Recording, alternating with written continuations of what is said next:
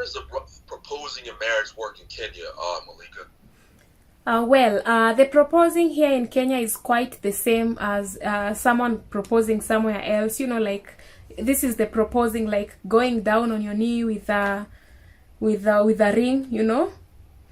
But Yes. There are some other people who don't go through all that. Like you just have a mutual understanding. You talk and you decide that you want to get married. You want to marry each other.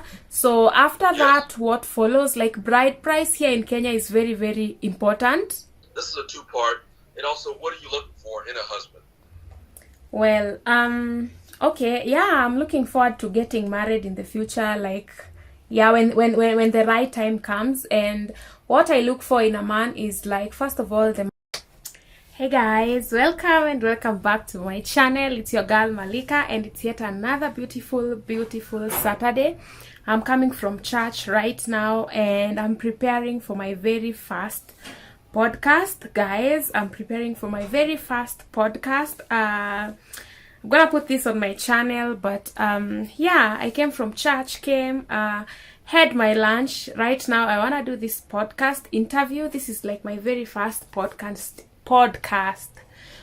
interview. And yeah, guys, so I was preparing everything, you know, the lights, camera, just making sure everything is ready, just making sure everything is check, you know. So guys, let me do the necessary. I'm gonna see you in a few. If you haven't subscribed to this channel, kindly consider subscribing.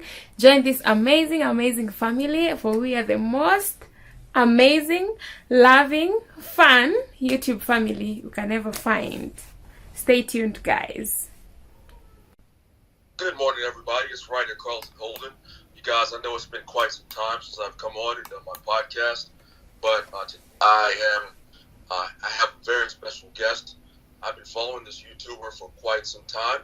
Her name is Malika Kenya, and she is from Kenya. She covers a variety of topics from the city of Nairobi, where she'll be talking to me from today. She covers, like I said, a variety of topics. She is from Bungoma County in Kenya. You guys know of my love for all things African, from my books like When Leaves Cry, which is a human trafficking story that is set in South Africa. Many of you are fans of my book, Niger Baby, which is about baby farming, set in Nigeria. And then also my latest, Genocide Rwanda, which is on the genocide of 1994 in the country of Rwanda. I have yet to write anything that is set in Kenya, but again, I am fortunate that Malika agreed to be with us and tell us about herself, her journey in Africa, and in fun, reveal to her audience and my audience what her knowledge of America is, including African American slang and the things that she likes. So Malika, I call her Kenya's sweetheart. She's an extremely sweet person. It's just unbelievable how sweet she is. So Malika, please say hello to my audience and to yours. Hello, MALIKSQUAD, and hello, audience. My name is Malika Kenya. Yeah, and I'm so happy to be here today. I'm so happy to be doing this with Carlton and all of you who are listening. Yeah. All right, very good. Yeah. So Malika, like I said before, I'm going to try to avoid revisiting things that I know your audience knows, because I have been following you for so long. So I know a lot of the things that you have been covering, but tell those who are listening for the first time about your life as a YouTuber. For example, how long have you been doing it, and how do you come up with your ideas?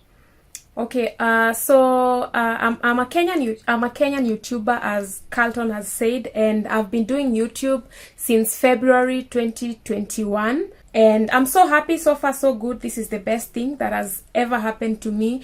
And how I come up with my ideas, I actually don't plan. Whenever I think of something, I have this notepad. Whenever I think of an idea, I just think of ideas randomly. And whenever I think of an idea, I take my notebook, I write it down, and I work towards it. That's how I come up with ideas. Other things, some people give me ideas also. So yeah, it's like a team. I have like a team of my subscribers, you know. Someone might tell me, you need to do this, and I end up doing it if it's good enough. Okay, wonderful. I like that. You know, Malika, that's something that writers are encouraged to do. If they have an idea, especially if they don't want to forget it, they should write it down. Even though I'm like you, I'm a freestyle type person. I know if it's good enough. Stephen King, the writer Stephen King, said this. If it's good enough, then he says he'll remember it. But a lot of people do write their ideas down, so whatever works. And so I really like that, and I like the idea that you get the feedback from other people, because sometimes, and I notice this as a writer, when I observe life around me and what other people are doing, it helps me to come up with really good ideas for my own books. Okay. So thank you for that. So next here, I've told you this before in the comment section, but some of my favorite vlogs of yours were on the embarrassing moments. I thought you had some really funny, truly embarrassing moments that you shared on that. I won't go into those, but the listeners will just have to go to your channel, Malika Kenya on YouTube, to look at that. I really enjoyed your first two flights. And also when you gave a man a haircut. I really like to see a woman cut hair, and right now I have women cut my hair now. Recently I changed to a woman barber, and actually when I was in Germany, it was really hard to find somebody who cut black men's hair or black people's hair. Wow. But I did end up finding a woman from Turkey who cut my hair. So that when I saw you, Malika, cutting the man's hair, it brought me back to that, my days in Germany. And also I really, really enjoyed your day at the car wash. Wow. I thought that showed how fearless you are and how willing you are to do hard work. So that you really impressed me with that one, Malika. Seeing you in your suit and you had your boots on and you worked really hard. You talked about, I think it was cold that day, am I right? Yeah, it was very, very cold. Yeah, so, and they, you know, as they say, cold weather and hot and water don't really mix well, do they? True. Yeah. And also, another one I really enjoyed when you pranked your parents. I remember your dad saying, he said, stop with all your drama. You remember? When you said that you said you got a proposal from a 70-something-year-old man. Yeah, from a 75-year-old man as a fifth wife. Yeah, okay, yeah, exactly. Yeah. So you really made it seem that you really got them good on that one. And also I remember when you accused your mom of stealing. That one was hilarious. Your mother was getting upset, and I could tell. One time I thought she was about to swing at you or something, but and also the revealing dresses in front of her. Yeah, those were hilarious moments. But Malika, you thinking back, you know, either these or besides the ones that I mentioned. Okay. Or you can mention what has been the ones that you've enjoyed filming the most? The vlogs. Yeah, one of like, I have like favorites vlogs, you know, like those vlogs that you just film and you're like, this one is a success. First of all, I love being around kids, and I've done some videos, some vlogs with kids around, you know. Got it. So there's this vlog that we did. It's this video that we did, Squid Game Village Edition with kids in the village. Yes. That was very, very interesting because like those kids, they never heard of the Squid Game movie before. Like, you know, like none of them has watched that movie. Right, but I just gave them the script and I told them like, this is how you're supposed to play the game and this and that. And they really, really did well. And we had lots of fun filming that. Also, another favorite video that I have, I did a Christmas party in the village with kids also. Okay. Yeah, and that was so good because in one way or another, I made a lot of friends. I didn't know those kids. I didn't know so many kids know me because whenever I go to the village, like I make sure I make videos with those kids. So I didn't know like there were so many kids. So I had a party and my target was to invite like 30 kids. So I told my sister, you know, like, go and invite 30 kids. We come here, we have party. And you know, kids, once you tell one child there's a party, the kid went and invited the whole village. So instead of 30 children, I had like 56 kids.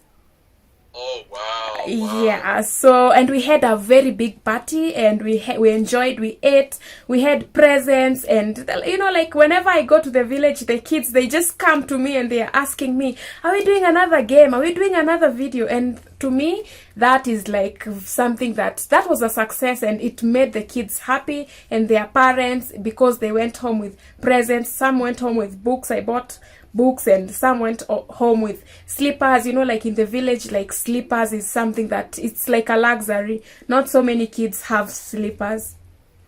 So yeah, so we did that, and it was a success. And you know, like, it's just something that is very, very small, but the kids were able to really, really appreciate.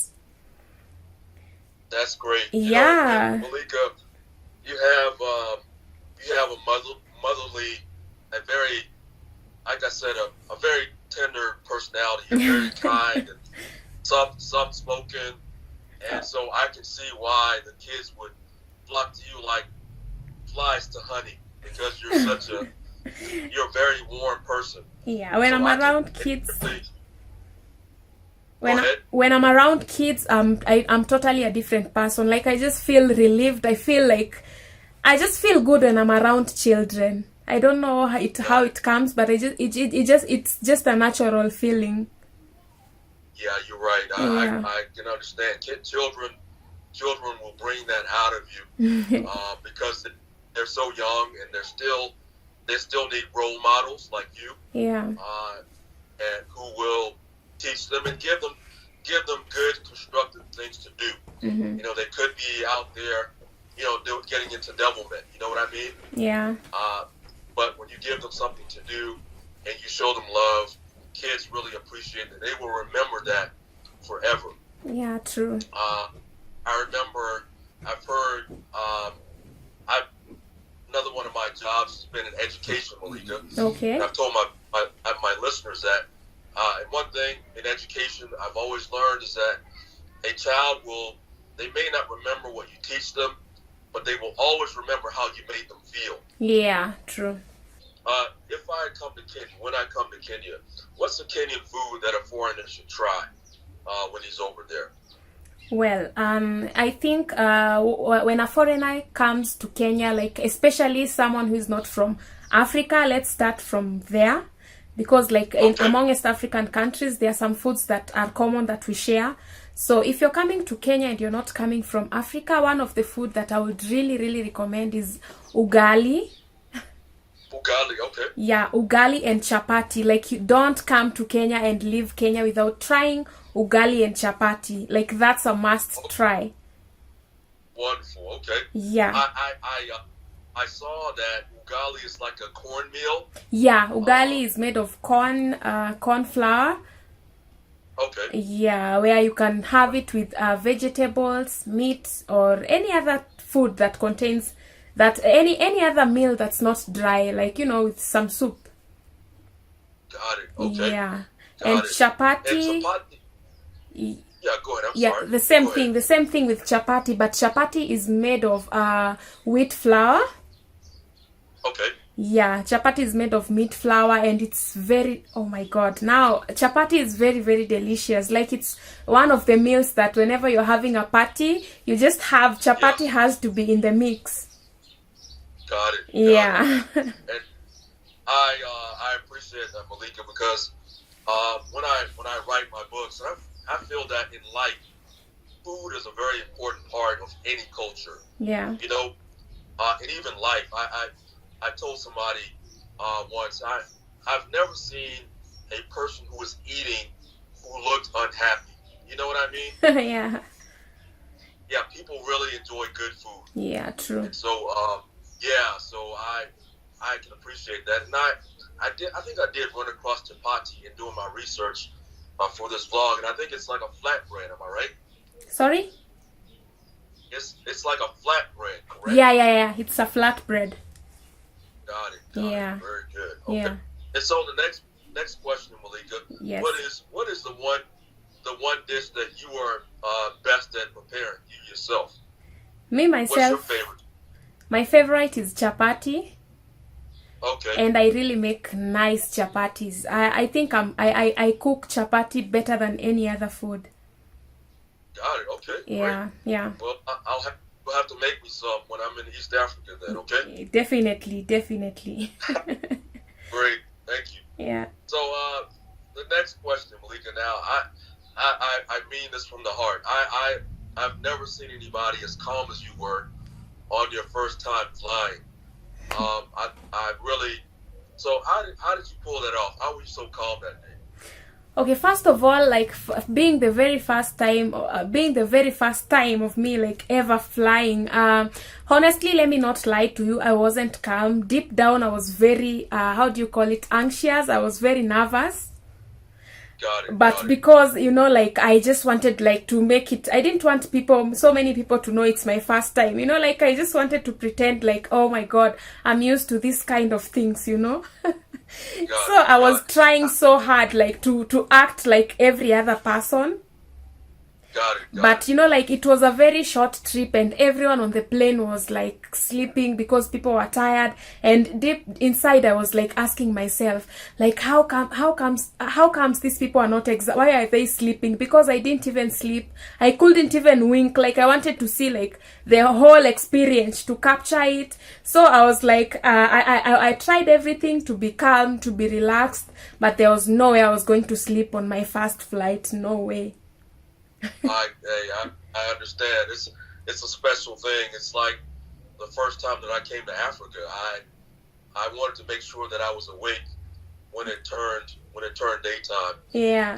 As we crossed the time zones, it was really, when you cross, once you travel international, you'll see, well, it'll be really dark, and then all of a sudden it'll just turn light because you're flying through different time zones. Yeah. So it's a really weird experience. But like you said, you want to be awake and alert. Yeah. And experience the whole thing. Right? Yeah. You don't want to miss anything. Exactly. Yeah. And I know that means a lot for you because you're trying to capture all the moments on your video. Yeah. Right? True. Yeah. So, all right, my next question, and like I said, Melise, I feel a bit embarrassed as an American to ask this, because I've even heard, Malika, that Africans have been discouraged from traveling to the United States, especially with the level of violence in the country.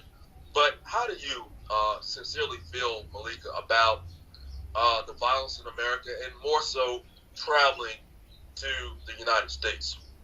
Well, first of all, as we were growing up, I did a video about America in my channel. I'm sure you've seen that. So, as we were growing up here in Africa, like, everyone, we were, like, they made us believe that America is the land of everything. Like, everyone in America is rich. Like, you don't have to work so hard in America. You make a lot of money. And we believed that. We really believed that. And honestly, personally, for myself, like at some point I would love to come to America, like to visit America and come back home. Yes. Yeah, I want to see what they were saying by myself, in as much as I don't believe most of the things, but I also want to have the experience, like to have the first-hand experience rather than the stories that have been given about the violence. It's a very sad thing. Like we see that in news, and for example, like there are some things that were trending about America, and you're like, you just look at them and you're like, oh my God, is this happening in this time. And in America, you know, like, because we are expecting like America is where everything is positive, no negative thing in America, you know. Exactly. So on that one, I really don't know what to say, but I really feel like it's something that in this time zone, like whatever in this time, in this century, like such things, like we are all human, we are all equal, like people should just treat others equally, no matter of the race, tribe, and everything. So I hope one day things will change. I hope one day things will change. But despite that, I still haven't changed my mind. I would want to come to America and explore the country, you know. Great. Because I still like believe we still have a lot of good people, in as much as we still have a lot of bad people, you know. Yes. Yeah. I can appreciate what you said about experiencing it for yourself, because I went to South Africa before I wrote my book. I co-wrote it with an old friend of mine. Actually, my ex-girlfriend. I wrote it with her. She is South African, and we wrote the book MALIKSQUAD. But I was able to once I was able to experience South Africa, I was then able to write with more authenticity, because I had gone there that particular time. So I can appreciate what you mean by that. Yeah, it makes a lot of sense. And also, I was afraid when I got my passport, Malika. Yeah. I got some information from the State Department of the United States, and I got really scared because they gave me some stuff that I needed to be on the lookout for. In South Africa, they have a thing called a smash and grab. I don't know if you've heard of that in Kenya. Smash and? Where if you're a smash and grab. Okay, maybe I've heard of it. Maybe you can explain that further. I don't know what that is.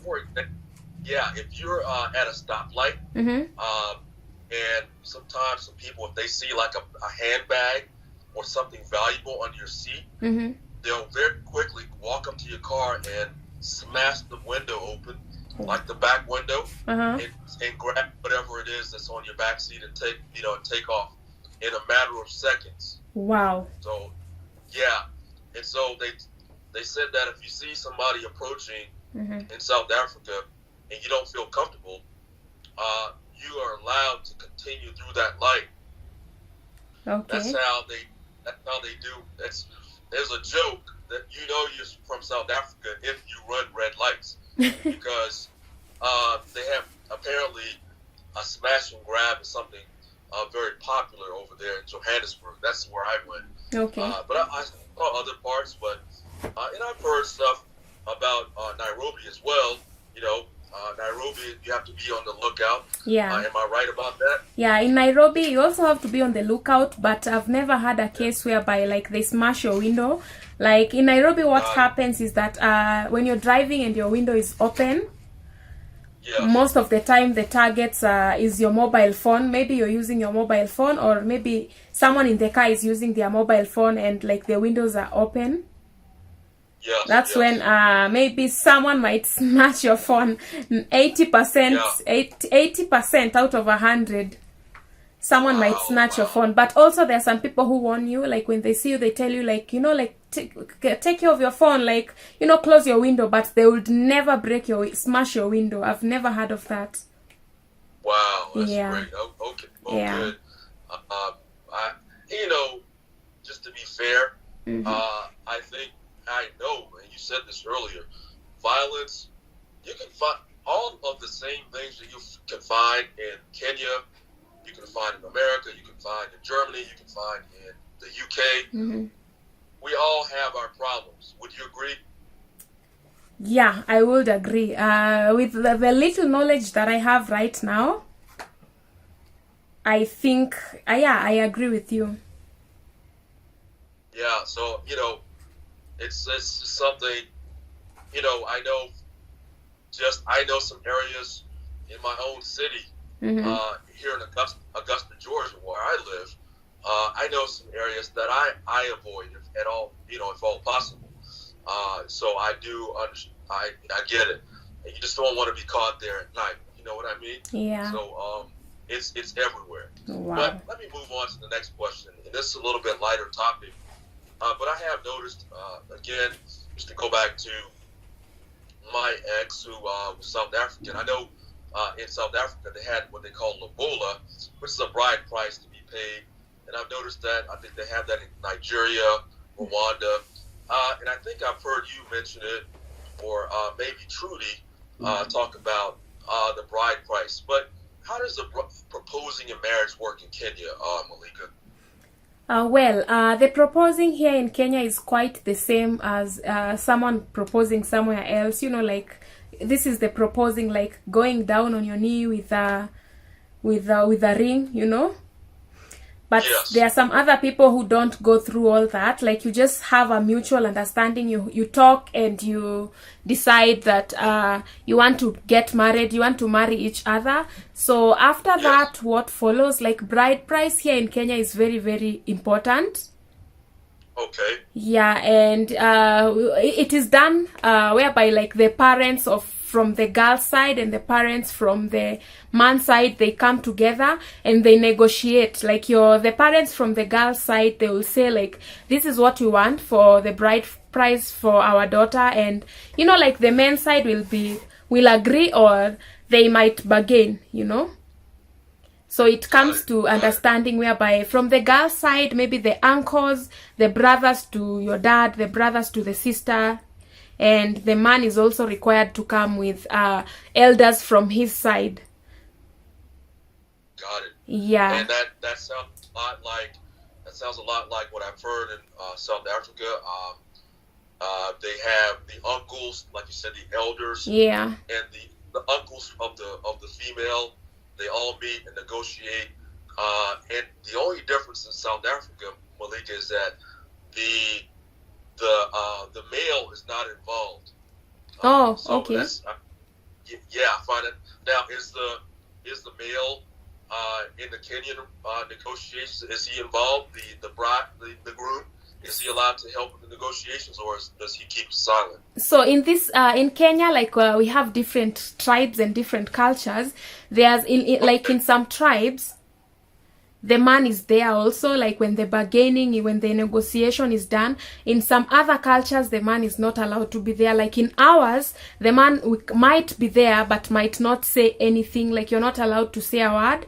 You just sit there and wait for the elders to talk. But we also have like other communities with Kikuyu, Luo, like they have different. So it depends on a certain tribe specifically. It's not the same countrywide. Like it's not the same. Got it. I can appreciate that. That makes a lot of sense. Yeah. And I think I know in Africa it's a lot more complicated than the United States, because beginning is, you talk, you might go on one knee or what have you, Yeah. and propose, and pretty much the end of it. Now, some people who are traditional, they may go to the parent or the father,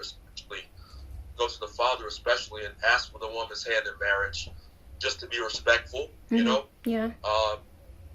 and then go along with it. But in America, things are not as traditional in the United States. And I know as an American man, it does feel a lot more liberating that it's more so between me and my potential wife. But at the same time, I can appreciate and respect that in Africa, and also in particular in Kenya, that it's a family thing. The way I learned it when dating a South African, Malika, is that really it's symbolic of uniting two families. Yeah. And I can respect that. But let's move on, Malika. Yeah. So, are you personally interested in marriage at a later time? And this is a two-part. And also, what are you looking for in a husband? Well, okay, yeah, I'm looking forward to getting married in the future. Like, yeah, when the right time comes. And what I look for in a man is, like, first of all, the man has to be God-fearing. I'm a Christian. I've been brought up in a Christian home, and I know how important being with a God-fearing man is, because my dad has been my role model ever since I was young till now. And I just want me a man who will treat me the same way, or even better, the way my dad has been treating my mom and still does, you know.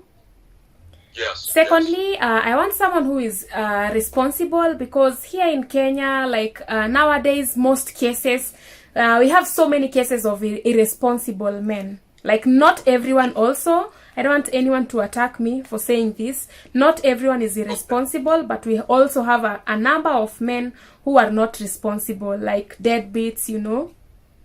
Yes. So you just want someone who is responsible, someone who is willing to grow together with you. And number 3, someone who is very mature, someone who you can hold a conversation with and understand, and you come to a mutual understanding. Someone who is mature. Maturity is very, very important for me.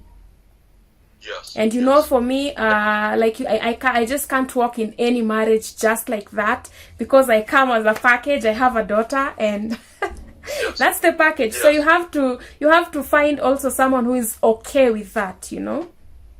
I agree. Yeah, some people are not okay with that, and that's okay. That's their choice. That's very, very okay.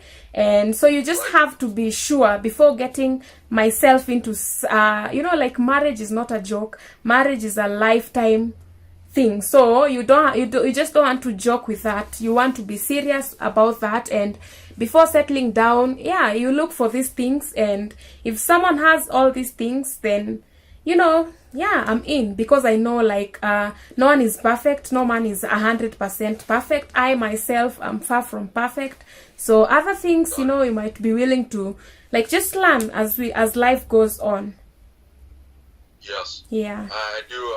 I agree with you 100%. You made some excellent points about marriage, Malika. It's a serious matter. Yeah. And speaking of your daughter, that's leading into my next question.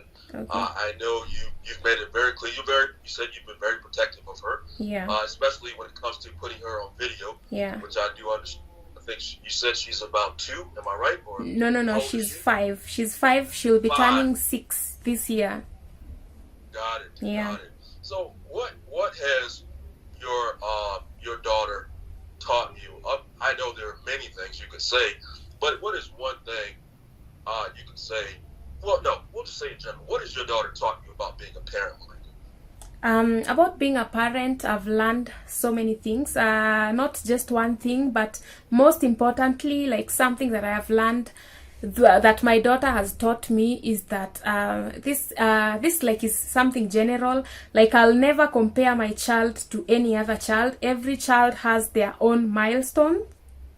Okay. And just because, like, someone has their 2-year-old daughter who is able to talk properly, run and do all those things, and your daughter maybe is a bit, your son or daughter is a bit late on that, like, you shouldn't feel discouraged when you see that and trying to compare other kids to your child. Because kids are different. Like, for example, my child, like, my baby did not, like, my child was a bit late on walking, and every time I was like, some people would just say it right to my face, like, oh, why is your child not walking and the way she is big? And then you'll feel so bad. And I just came to learn that she's now walking. She's a very normal child. Everything is okay. But, you know, like, when someone says that to you and you start wondering, is this child sick? Or is this child might have a problem. But when you look, when you take your child to the doctor will just tell you that every child has their own milestone. Don't compare your child to other child. As long as you've not seen something suspicious, don't succumb to people's pressure, you know. Got it. Okay, I love that. I really can appreciate that. That's profound. That's a profound point you make there. Everybody, whether they're a child or an adult, they develop in their own time. It's no it's unfair to compare anybody's circumstances because everybody's circumstances are different. So I really appreciate that, especially when it comes to children. Yeah, true. So Malika, many people who listen to my podcast know that I love languages. Yeah. And I've done my podcasts and some of my books and a few of the languages that I speak. One of the main languages I speak other than English is German. Oh wow. I have a brush up on your German book. Also a grammar book and also a workbook. And I've translated the books also into German, Spanish, French as well, and also Portuguese. Okay. Portuguese I don't know well, and I know that you've done English and Swahili on your books. I've seen you do it for sure, and you've used the subtitles. And I read that, and this just boggles my mind. Kenya has 68 languages.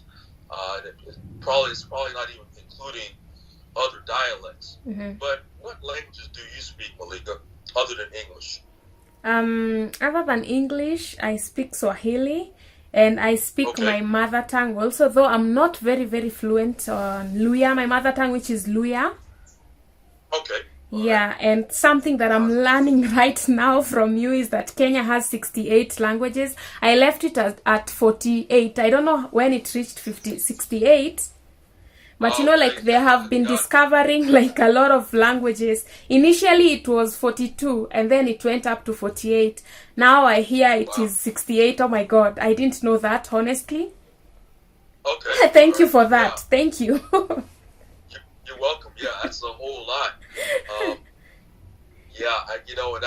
It really, I tell you, it shows me again the diversity of Africa. I think most countries in Africa, you all over there speak multiple languages. Mm-hmm. The United States, we do to an extent, but it's not as commonplace. I mean, here a lot of people speak Spanish. That's the one you're likely to run into. Yeah. And so I do at times have to speak Spanish in my daily life, but for the most part, you can get around in English. It's not a big deal. If you know English here, and I think if you know English anywhere, you can survive. Unless you get lost. If you get lost, I'm sure. Like if I were to go to Bungoma, I think I'm assuming that fewer people speak English there. Am I right? Yeah, they do.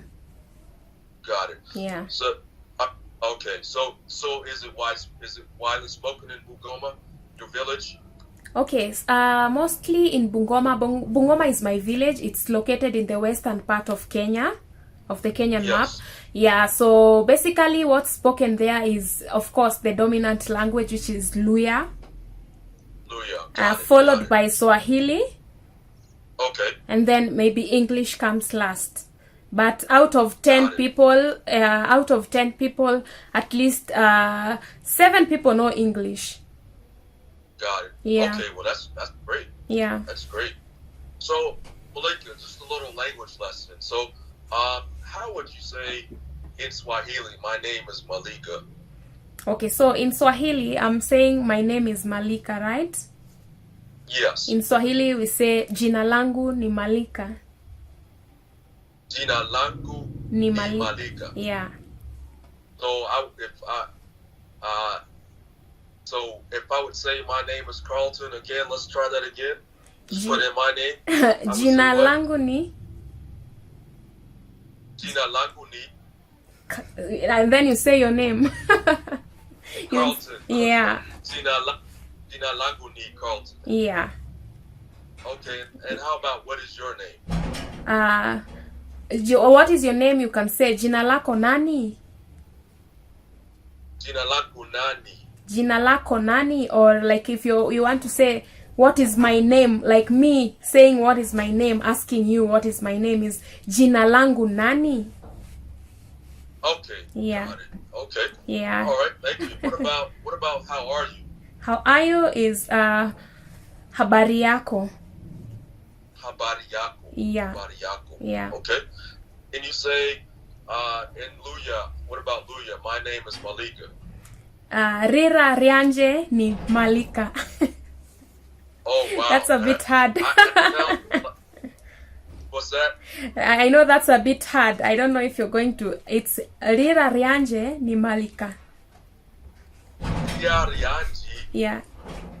Malika. Ni Malika. Also, Malika is just pronouncing it like you would say Malika. Like when you're now pronouncing my name in Luya, you say Malika. Okay. Malika. Okay. Malika. Malika. Yeah. Okay, got it. Yeah. So emphasis on the first syllable. And now, what about how do you say thank you? And I know from watching you in Swahili to say thank you, you say asante sana. Yeah, thank you so much. Thanks so much. That is asante sana. Asante sana. And what about thank you in Luya? Oriomno. Oriom. Wow. And they don't sound similar at all. Am I right? Yeah. Luya and Swahili, they're not similar. Got it. Yeah. All right. So thank you so much, Malika, for that. I appreciate that lesson. So now let's get to the fun part. We're gonna talk about. We're gonna see what you know about America and slang, or in particular African American slang. Mm-hmm. I think it's going to be fun because, like I said, me being African American, yeah, I know that over time we have really lost the African culture. And now I never shared this until before this podcast, but I did find out my African American. I did an African Ancestry.com DNA test, and I found out, Malika, that I'm related to the Western Bantu peoples, and also the Khoisan, Akan, and Mbuti peoples of Kenya. All right, number 2 question, Malika. This is kind of a 2-part question. What American chicken and burger chains have franchises in Kenya? KFC. Okay, great. All right. We have KFC. We have Domino's. Okay, and I'm looking for the burger chain. Burger chain. Okay. I'm not sure if Burger King is there, but maybe let me say Burger King. Yeah, you're right. Good job. All right. In America, Malika, what do we call inyama choma? In America, is it? Let me see. In oh my God, is it grilled? What? I'm not sure. I'm not so sure. You're kind of close. It is grilled, but it starts with a B, Malika. Grilled beef. It's barbecue. Oh, barbecue. Okay. Yes. You ever heard that word before? Yeah. All right. Number 4 question, Malika. If you're driving in the U.S., do you drive on the left or the right? When you're driving in the U.S., you drive on the left side. Actually, we drive on the right here. You drive on the that. Good. All right. Got it. Number 5. Now I'm going to go into the slang.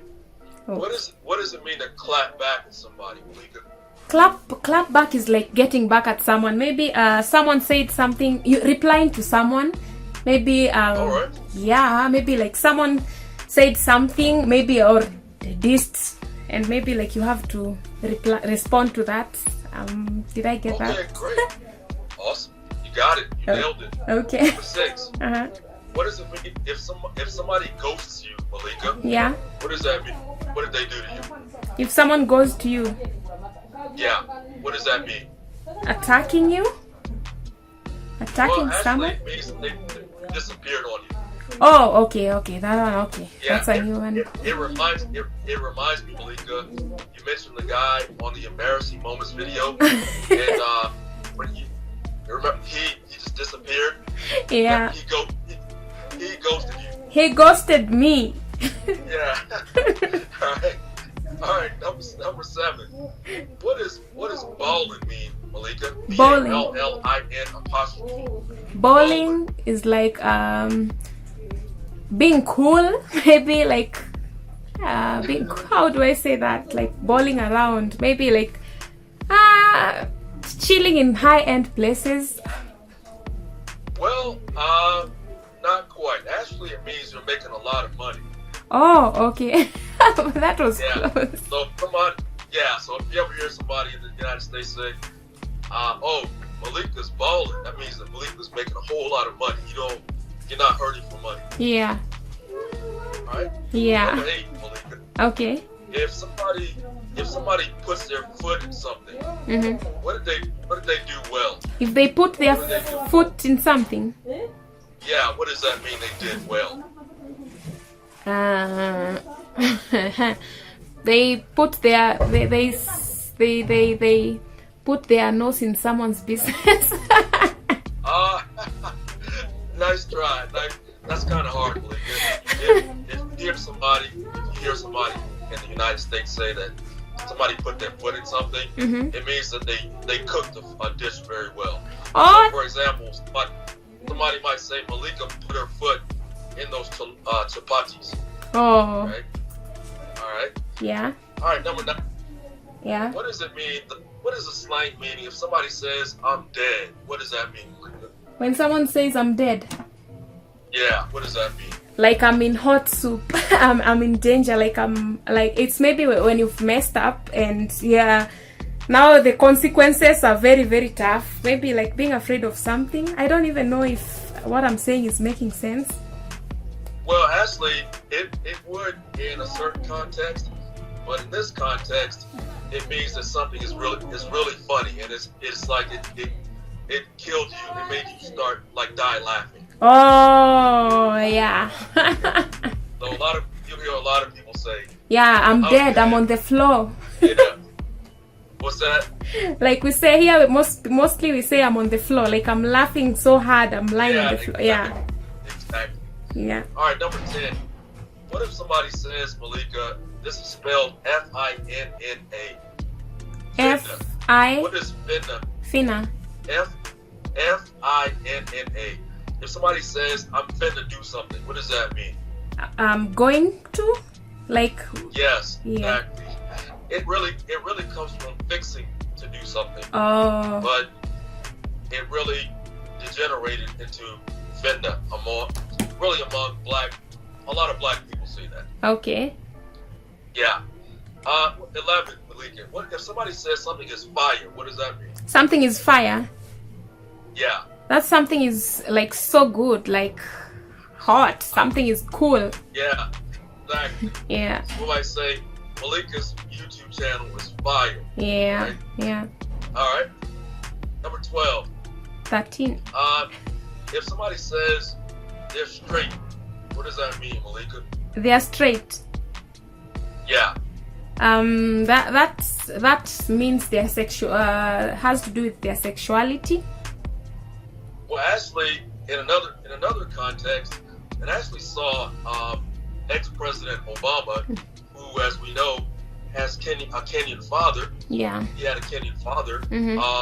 He was on a campaign, and he told somebody when he gave them some money, they wanted to give him change, Malika, and he said no. He said, we straight. In other words, you can keep the change. Oh, okay. All right. Okay, that's and new. I'm kind of speeding up for the sake of time, Malika. Yeah. That's I'm speeding things up. Yeah. Because the time is rolling down. But what if somebody's being extra? What does that mean? Someone being extra, like this is someone who's being, maybe when they are doing something, they just do what they are supposed to do plus what they are not supposed to do in a good way, in a nice way. Well, actually, or it's kindness. It's a negative thing. Oh. So in other words, it will mean that somebody is exaggerated. They're exaggerating. They're doing too much. Okay. They're being extra. Okay. All right. Yeah. Number 14. What if somebody says they have to bounce? Bounce. What does that mean? Like they have to leave. They have to go. Exactly. And the last one, Malika. What is paper? Paper is money. Yeah. Exactly. All right. So the last part, Malika. And this will be quick. Number 11. You just pick. Okay. Female friends or guy friends, Malika? Guy friends. Okay. Yeah. And number 2, shopping or traveling? Sorry? Shopping or traveling? Traveling, definitely. Okay. 3, braids or natural? Natural. Okay. Number 4, American men or Kenyan men?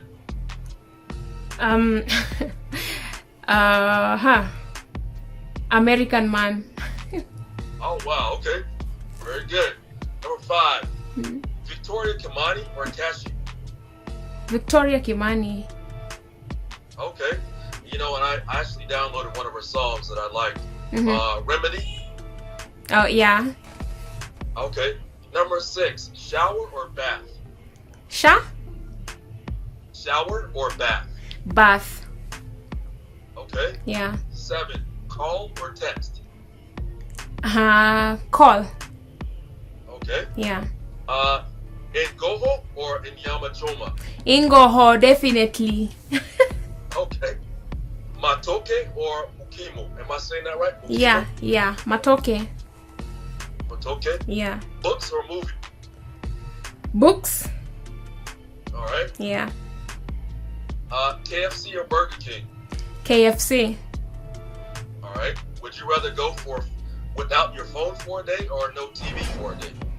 No TV for a day, definitely. Oh, okay. Yeah. Cold or hot weather? Hot weather. All right. Yeah. Would you rather be scolded by your mother or by your father? I would rather be my mother. Okay. Yeah. And last, what do you dislike most, Malika? And I've heard you kind of talk about this. Do you dislike a liar or a thief more? Sorry? Do you dislike a liar or a thief more? I've kind of heard you talk about this before, but which one do you like the least? Which one that I like the least? Okay, I don't like both of them, but if I'm given the two, I really dislike liars. I really dislike liars. Got it. Yeah. All right. Okay, Malika, we have come to the close. I thank you so much for being a good sport. Like I said, the time is winding down on us, but I thank you so much for being with me. I appreciate you so much. This won't be the last time with us communicating. I will be in touch one way or the other, if you don't mind. Yeah. But I want to plug your channel to all my listeners around the world. I've had an added country of 41 countries. Thank you guys so much for listening. As always, you can check out Malika Kenya, Malika Kenya, and that's spelled Kenya. Or you can check her out on Instagram at Mary_Malika. That's Mary as in capital MERRY _Malika, capital MALIKA.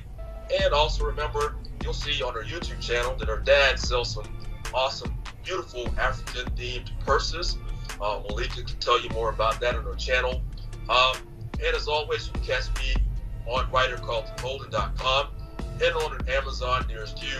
Once again, thank you so much, Malika, for being with me today. Oh, thank you so much for having me here. Also, it's a privilege, and it's a first time doing a podcast, by the way. Awesome. Great. Yeah, thank you so much for having me, and thank you so much for your audience for listening. I appreciate a lot. All right, absolutely. You're quite welcome, and I've enjoyed it. And I'm going to go ahead and end the podcast right here. Okay. This is Writer Carlton Holden signing off. You guys, thank you so much for listening, and I'll see you on our next episode of my podcast. Bye-bye. Bye.